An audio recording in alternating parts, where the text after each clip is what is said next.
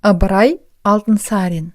Әңгімелер, ертегілер. Өрмекші, құмырсқа, қарлығаш. Атасы 10 жасар ұл баласымен далада келе жатып, баласынан сұрады: "Анау өрмекшіні көремісің? Не істеп жүр?" "Көремін, өрмек тоқып жүр." "Анау құмырсқаны көремісің?" "Көремін, аузында бір нанның уалшығы бар, жүгіріп кетіп барады." "Жоғары қара, аспанда не көрінеді?" "Жоғарыда қарлығаш ұшып жүр, аузында кесе тістеген шөбі бар." Сонда атасы айтты: "Олай болса, шырағым, ол кішкентай жәндіктер саған әбірет. Өрмекші масы шыбынға тұзақ құрып жүр. Ұстап алған соң өзіне азық етуге." Құмырсқа бала-шағаларына тамақ аулап, бір нанның уалшығын тапқан соң өзі жемей, аузына тістеп, қуанғаннан үйіне жүгіріп қайтып барады. Қарлығаш балапандарына ұя істеуге шөп жиып жүр. Жұмыссыз жүрген бір жан жоқ. "Сені де Құдай тағала бос жүруге жаратпаған. Жұмыс істеуге әдеттену керек", деді. Сәтемір хан. Сәтемір 7 жасар күнінде атасынан жетім қалыпты. Күндерде бір күн Сәтемір далада ойнап жүріп, бір ескі тамның түбінде шаршаған соң сүйеніп, жан-жағына қарап жатса, бір аяғы ақсақ құмырсқа тамның төбесіне қарай өрмелеп барады да, орта шеніне барғанда құлап түседі.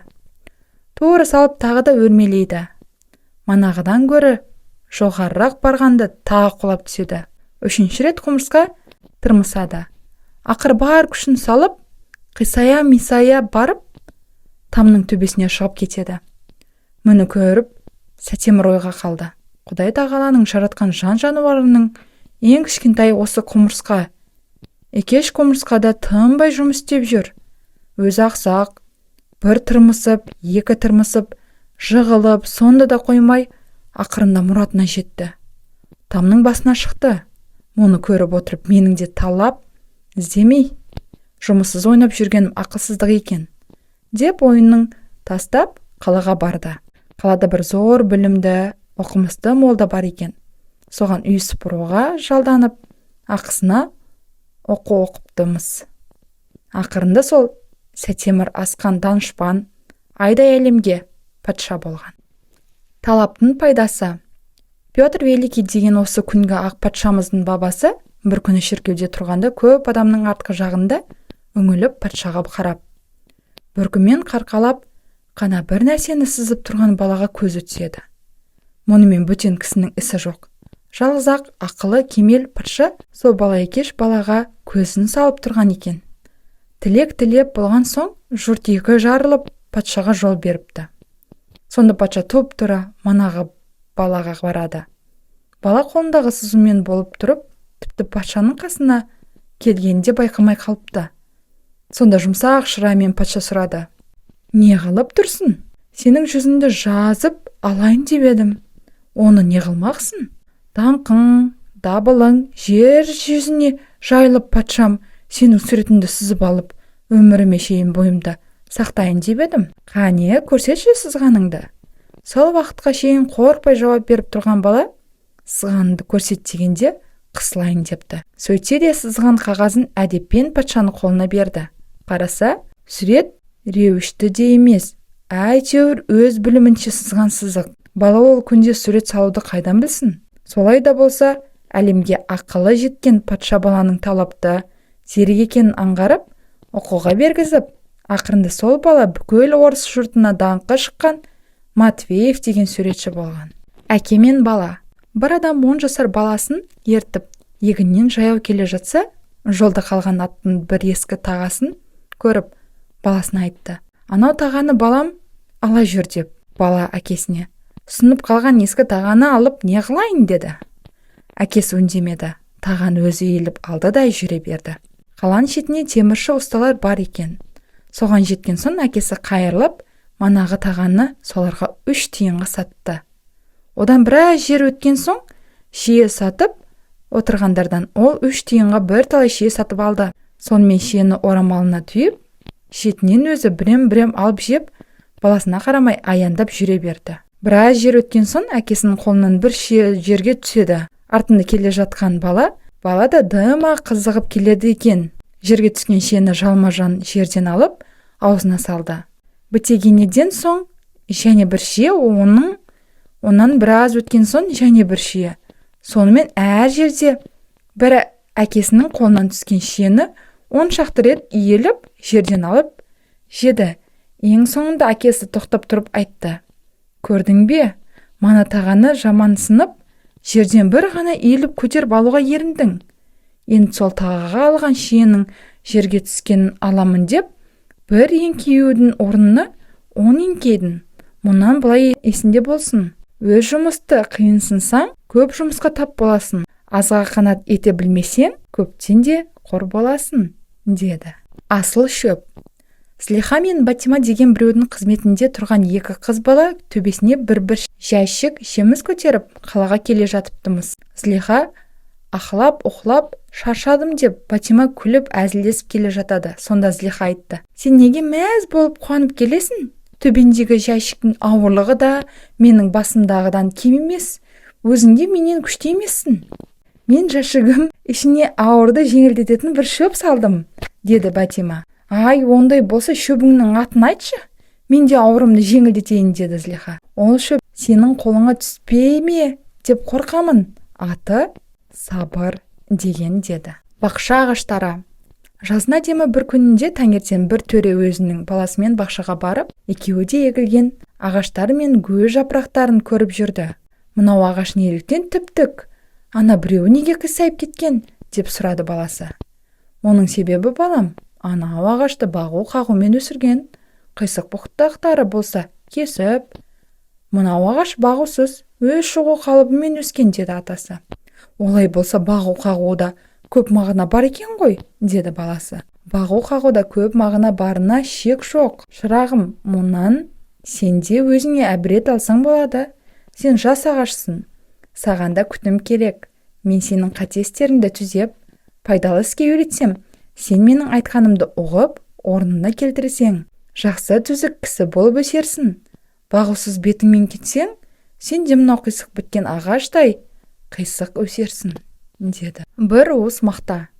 Бір кішкентай қыз әкесінің шапанын жамап отыр екен. Шешесі қасына отырып ақыл айтты: "Балам, дүниедегі жаратылған жәндік жансыздардың ешқайсының де керексіз болып жерде қалатыны болмайды", деп. Сол сөзді айтып отырғанда қыз бала киімін жамап болып, жердегі мақтаның қиқымын терезеден лақтырып далаға тастады. "Әже, осы қиқымның еш нәрсеге керегі бола қалмас", деп шешесі. "Балам, сол да жерде қалмайды", деді. Осылайша сөйлесіп терезенің қарап отырса, манағы мақтаны жел көтеріп ұшырды. Мұны бір торғай көріп, қуып барып мақтаны тұмсығына тістеп, қана алып ұшып кетті. Қыз әжесінен: "Манағы мақтаның қиқымын бір торғай алып кетті. Оны не қылады?" деп сұрады. Әжесі айтты: "Көрдің бе, балам, күн айналмай манағы айтқан сөздің келгенін. Ол кішкентай мақтаны торғай ұясына төсеп, жас балапандарына мамық етеді", деді. Алтын шеттеуік. Бір күн мейрам алдында әкесіз балаларын қуанту үшін үйіне әртүрлі жеміс алып келді. Леночка деген кіші қызы сол келтірген көп жемістің ішінде сырты алтындаған шеттеуіктерге қызығып, "Соны маған бер" деп қоймады. Шешесі айтты: "Бұл шеттеуіктер тек әдемілікке істелген. Мыналарды ал", деп бөтендерін беріп еді. Леночка жылай бастады: "Мен қара шеттеуікті алмаймын, алтын тістісін аламын. Оның ішіндегі дәні де тәтті шығар", деп. Шешесі тіл алмайтын қисық баланың дегенін істегеннен артығы жоқ екенін ойлап, Леночкаға алтын тыстыларын, бөтен балаларына бөтен шеттеуіктерді таратып берді. Леночка қуанып, шеттеуіктерін дереу шаға бастады. Қараса, бірінің де ішінде дәні жоқ бос қабықтар екен. Мұны көріп қасындағы балалар мазақтап күле бастады. Сонда атасы айтты: "Бұл шеттеуіктер жеу үшін жасалған емес, тек көзге әдемі көріну үшін қойылған. Мен шеттеуіктердің бос қабығын алып, сыртын күміспен бояп қана қойып едім. Екінші рет не нәрсенің де қор сыртына қызықпа, асылы ішінде болар", деді. Шеше мен бала. Шешесі қыз баласынан сұрады: "Берген ақшамды қайда қойдың?" Бала: "Біреуге бердім". Шешесі: "Кімге?" Бала: "Бір тентек балаға бердім". Шешесі: "Мұнан былай тентек болма, деп берген шығарсың". Бала: рас, әже, екінші рет тентек болма дедім. Құста Құдайдың жәндігі ғой әже. Шешесі: бізде құста бөтен жануарлар бәрі де Құдайдың жаратқан жәндігіміз. Бала: әлгі бала Құдай тағаланың жаратқан кішкентай құсын ұстап алып сатайын деп жүр екен. Құс кісі аярлық болып шиқылдап тұрды. Сонда алып жүрген бала тұмсығын қыса береді. Бейшара құстың даусын Құдай тағала естеді деп қорыққан шығар деймін. Шешесі: онда сен не қылдың? Бала: мен балаға ақша беріп сатып алдым. Құсты ұшырып қоя бердім. Менің бұл ісім сауап емес пе? Шешесі: әрине сауап, бейшараларға қайырымды болғаның. Бала: ол бала кім біледі, кем тарлықтан құсты сатуға жүрген-ау? Шешесі: мен де солай ойлаймын. Сонда сөйлеп отырған бала сіңлісіне қарап: мана ақшамның бәрін бергенім жақсы болған екен деді. Сіңлісі шешесіне қарап: апаммен екеуміз мана бастесіп едік. Ол балаға апам құсының бәсі не деп те сұрамай ақшасының бәрін берді. Мен айттым: құстың бәсі не деп сұрау керек еді деп. Қайсымыздікі дұрыс? Шешесі үлкен қызына қарап: сенің де бұл істеген ісіңді дұрыс демеймін. Егер тағы бір манағындай бала жолықса, ақшаңның бәрін бастапқа балаға беріп қойдың, соңғыға не берер едің? Үлкен қызы: онда мен тағы да саған келер едім. Шешесі: егер менде де мал, ақша болмаса қайтер едің? Бала: онда деп не дерін біле алмады. Шешесі: көбірек жақсылық етуге шаман келсін десең, әр нәрсеге күтімді болу керек. Құстың бәсін сұрап, кемге бермеймін десе, сонда ақшаның бәрін беру керек еді. Ол құстың өзі не құс екен? Баласы: мен сұрағанымда жоқ әже, өзін айтушы емес пе едің? Жақсылық еткен жаныңның атында сұрама деп. Шешесі күліп: солай шырағым деді. Баласы: әже, сен көрсең еді, құсты қоя бергенімде әуелі қуанғаннан тіпті ұша алмады. Сонан соң құсты сатқан баладан уәде алдым, екінші рет ұстама деп. Қызым: жақсы іс істепсің. Мінеке саған тағы да теңге. Қызы: Алла разы болсын әже. Шешесі: шырағым, қызым, әрдайым осындай рақымды бол. Саған мұның үшін Құдай рақым етер деді. Аурудан аяған күштірек. Сейіт орам үстінде жүгіріп бара жатқанда, бір арбалы келіп, аңдаусыз соғып кетіп, аяғын сындырыпты. Ойбайлап жылап жатқан баланы көріп шошынғаннан шешесі есінен танып қалыпты. Мұны көрген соң, Сейіт жыламақ түгел, сынған аяғын орнына салып, танып жатқанда да дыбысын шығармай, қабағында шытпай жатты. Сонда сынықшы кісі: аяғың ауырмай ма? Қабағыңды да жытпапсың деп сұрады. Сейіт шешесі шығып кеткен соң демін алып, сынықшыға сыбырлап айтты дейді: ауырмақ түгіл, жаным көзіме көрініп тұр. Бірақ менің жанымның қиналғанын көрсе, әжем де қиналып жүдемесін деп шыдап жатырмын деді. Мейірімді бала. Қытай жұртында ескі заң бар. Біреуді алдағандағы мойнына түскен кісінің қолын кесетұғын. Бір төре осындай іспен күнәлі болып, әлгі айтылған жазаны беруге тұрғанда, күнәлі төренің жас қыз бала: әкем үшін жауап беремін деп мәлім болды. Қызды патшаға алып келісті. Тақсыр патшам, деді қыз. Менің әкем жазаға лайық болғаны рас. Соның үшін қолынан айырылу керек болды. Мінекей тақсыр, әкемнің қолы, деп өзінің қолын көтерді. Бұл қолда менің жазықты болған атамның қолы. Бірақ мұнымен бала шағаларын асырауға шамас келмейді. Бұйырыңыз тақсыр, осы нашар қолын кесіп, жұмысқа жарып, бала шағаларын асырайтын қолын атама қалдыруға. Патша баланың мұнша атасына мейірімділігіне рақымы келіп, төренің күнәсін кешті дейді. Полкан деген ит. Біз оқып жүрген шағымызда ұстазымыздың қорасында бір полкан деген зор ит бар еді. Терезеден қарап тұрғанымызда әлгі полканға бір кішкентай қандай ит келіп, өршеленіп өріп, аяғын тістеп, үстіне секіріп тиісе бастады. Соны мен тұрып айттым: тоқта, қанденім, ойнақтағаныңды қоймайсың, полкан сазайыңды берер деп. Біраз қарап тұрсақ та, кішкентай Қанденнің ойнақтағанына, тістегеніне полкан ашуланып қозғалмады.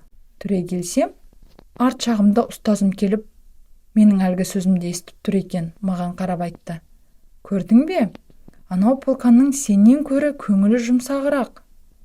Сен өзіңнен кіші балалармен ойнасаң, ақырында біреуін жылатасың, немесе ренжітесің.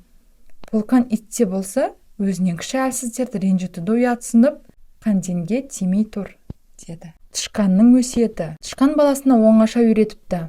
Адам деген мықты жауымыз бар. Ағаштан қақпан құрып, үстіне ғана май байлап қояды. Соны жеймін деп барсаң, қақпан ұстап алады. Балам, соған жолай көрме деп. Бір күні әлгі баласы ойнап жүріп майдың иісі шыққан соң, не қылып қойған екен деп қасына жоламай алыстан сықалап қана қараса, шешесіне айтқан қалыбынша қақпан үстіне маймен тұр екен. Ойлады, қарашы адамның ақылсыздығын, ағаштан қақпан ғана істеп, үстіне май байлап, бізді қызықсын деп қойғанын. Біз сол құлыққа бола қоямыз ба деп, олай-бұлай одырандап жүгіріп жүрді де айтты. Сөйтсе де айқай майы құрғырдың исінің жақсынай, жемесем де биттей ғана жақындап иіскеуге болады ғой деп, бірте-бірте жақындай бара жатқанда, қақпан тарс етіп тышқанды жаншып тастады.